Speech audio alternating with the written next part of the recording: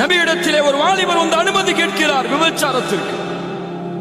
ரசூலுல்லாஹ் கொஞ்சம் தலையை தாழ்த்தி கொஞ்ச நேரத்திற்கு பிறகு எழுந்து சொன்னார்கள், உன் தாயோடு செய்வதற்கு அனுமதி அளிக்கிறேன் சொல். யா ரசூலல்லாஹ், தாயோடு ஒரு மகன் விபச்சாரம் செய்வான், அப்படியா? உன் சகோதரியோடு செல். சகோதரியோடு ஒரு மனிதன் விபச்சாரம் செய்வானா? உன் சாட்சியோடு செல், உன் மாமியோடு செல்.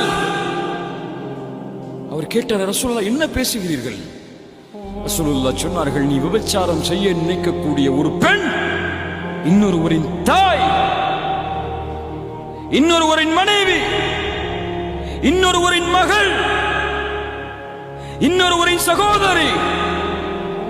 எப்படி உன் சகோதரியிடத்தில், உன் தாயிடத்தில், உன் சாட்சியிடத்தில், உன் குடும்பத்தில் பிறந்தவர்களிடத்தில் செய்து அவர்களுடைய பெற்றோர்களுக்கும் அவர்களுக்கும் அநீதம் செய்வதை நீ பயப்படுவாயோ, அதுபோல் அந்த பெண்ணும் இன்னொரு தந்தைக்கு பிறந்த குழந்தை, இன்னொரு கணவனின் மனைவி, இன்னொரு சகோதரனின் சகோதரி, அவர்களுக்கு அநீதம் செய்வதை எப்படி விரும்புவாய்? இந்த பார்வையோடு பார்.